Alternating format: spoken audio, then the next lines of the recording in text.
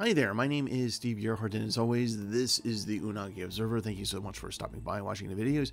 I truly appreciate it. Now, in case you couldn't tell, my voice is a little off. I had a cold. Actually, I'm coming down from a cold, so my voice is going to crack and whatever. And sorry, but I had a cold. I'm not feeling that great. But anyway, I wanted to do the video because there's only going to be a couple more videos for the rest of this year, and I just kind of want to just get it through, right? So we're going to talk about Godzilla 1985. I know that was not the movie we were supposed to talk about, but I will get to that in a moment. And then, of course, we're going to talk about Kentucky Fried Chicken in Japan for Christmas. Okay, so we were supposed to see last night, that was Saturday night, December 16th, Godzilla, the original 1954 movie. It didn't happen because even though I did find a version with ads in it, and I had the link for it, when I tried to upload it to SciTube, YouTube said, "Oh, we don't have that anymore because of YouTube-y things, because YouTube is that way now." So we had to pivot, and so we went to the successor movie of the original 1954 version, which is Godzilla 1985, which is actually the American version. The Japanese title is Return of Godzilla. So, yeah, Godzilla 1985 really is supposed to be the next part. Even has Raymond Burr in it.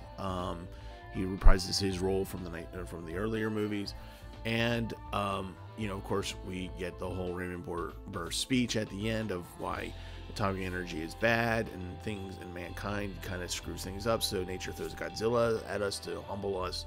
That we get that speech at the end, like we always do. And Godzilla 1985 is, of course, a really pale comparison to the original Godzilla movie. Now, there are tonkatsu movies, sorry, I'm not feeling well today. Tokusatsu movies, which basically means it's a guy in the Godzilla suit. So it's not like the original King Kong, which was stop motion. It was a guy in the Godzilla suit stomping around. And I had wanted to talk about the original Godzilla movie, because there were so many innovative things that they did in that movie, and it's a much actually more serious movie. It does have some campy elements to it, particularly the mad scientist. See, I told you I was sick. And but tokusatsu movies, as they progressed into the 60s, 70s, and 80s, they got a little bit sillier, and Godzilla 1985 is no exception. I would normally go at this point into kind of the plot, but I think we all know at this point what that plot's going to be. Godzilla returns. And the rest of the movie is basically, well, this.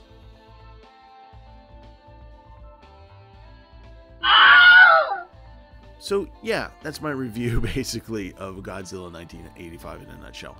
If you are, however, a fan of the tokusatsu movies of the 60s, 70s, and 80s, no matter how silly they get or interesting they are, or, you know, model kit kind of thing going on, which I always do find interesting, if that's kind of your cup of tea, then this is definitely going to do it for you, I think. If I had just wanted to really talk about, much like King Kong 1933, I had wanted to talk about Godzilla in a more serious context. So, yeah, Godzilla 1985. I had a fun time watching it with folks, but yeah, Godzilla 1985. Yeah, if you want to, you can.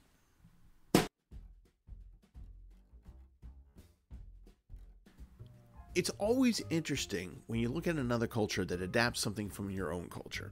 So, of course, here Americans, you know, we have Christmas, we have the holidays, we have a holiday on December 25th where we have a whole slew of traditions to work from. You know, from singing, the meal, gift giving, the tree, the Yule log, the whole 9 yards.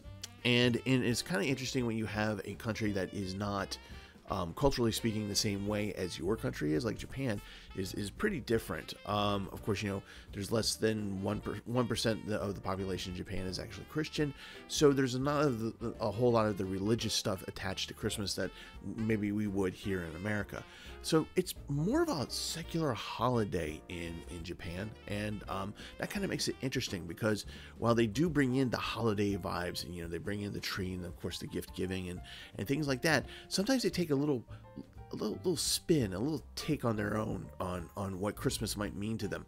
And for me, for the Japanese, what I find interesting, and I love how this came about, and I talk about it every year, is having your Christmas meal catered to you by Kentucky Fried Chicken. Yes, KFC Christmas meals. I mean, that it's not just the, you know, like some side marketing item. It's a thing. It's an actual thing. Like, you know, you go out and you pre-order your Christmas meal, like as if you're going to a grocery store that offers, you know, the full Christmas meal, so you don't have to cook it and they just deliver it to you. Here in America, in Japan, it's KFC. Okay, it's amazing. I totally love the concept, and kind of honestly, I wish it would happen here, because I would totally do it for Christmas. I would totally do KFC for Christmas. But the story behind it is really interesting. Actually, there's conflicting stories about it. You know, on the websites they say, well, officially one of our first KFCs were opened in 1974, and a foreigner came in and said, I can't find turkey anywhere in Japan, so I'm going to have to settle for this. And a sales marketer who happened to be there overheard this conversation and thought, we have an idea. I'm more along the lines of the story of Takeshi Okawara. Takeshi Okawara, he managed the first real KFC franchise in Japan. And this was, you know, just 20 years after occupation is ended and Japan's economy is booming. So, and there are a lot of Americans around, particularly because of the U.S. bases. So, nearby. So, there's a lot of Western influences to help sell to American GIs and their families and things like that. And KFC happened to be one of them. And the KFC brand started pretty strong, but then it started to wane a little bit, and they started closing off stores. So Takeshi Okawara was one night, and I don't know if this is true or not, but he was sleeping.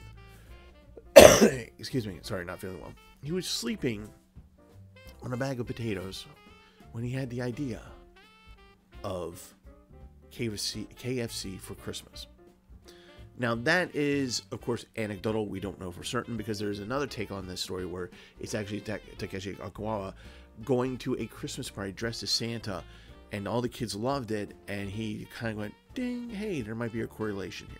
But I like the potato sack as a bed story a little bit better. It gives a little bit more of a Christmas vibe to it, if you will.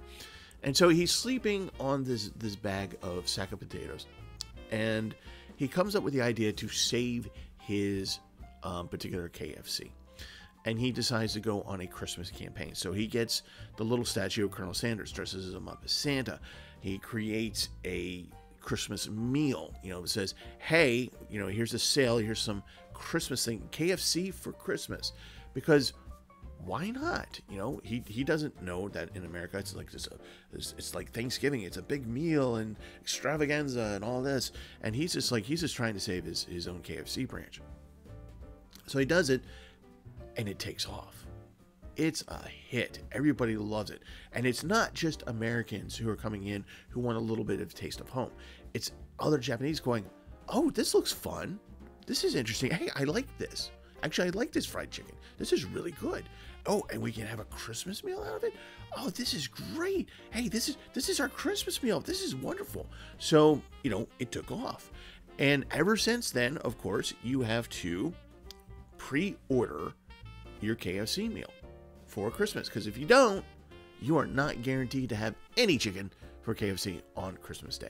But because it's a secular holiday, of course, it's really just the one day off. You know, it's not like they have a vacation or whatever. So people are working on Christmas Day, and then on their way home, they'll pick up their order, their Mondo bucket of chicken, original recipe, because that's why I like the crispy. It's fine, but I like original.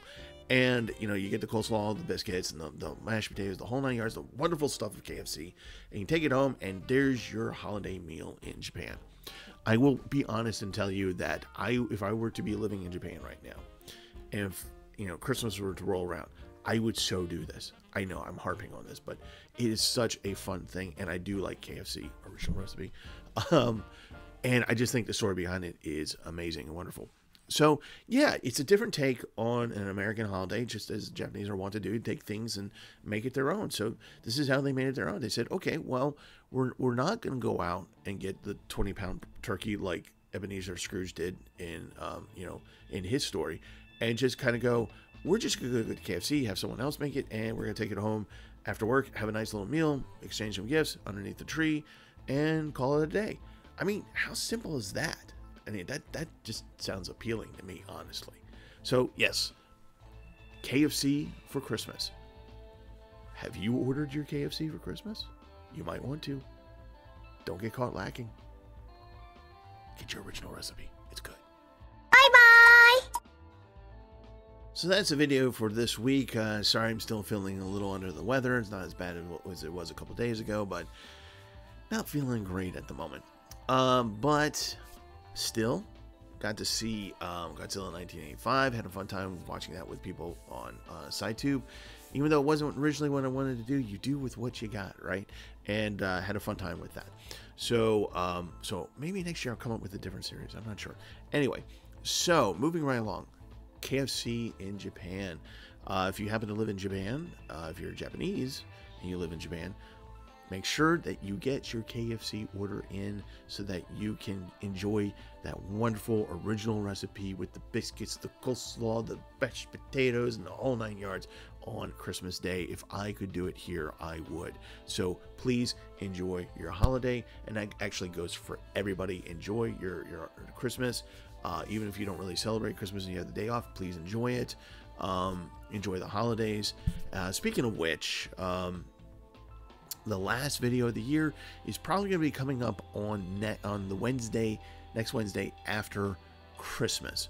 So check that out, because it's not just a recap of the year and kind of ideas of what I want to do and how I'm going to explain the downtime, where you're going to get a different brand of videos.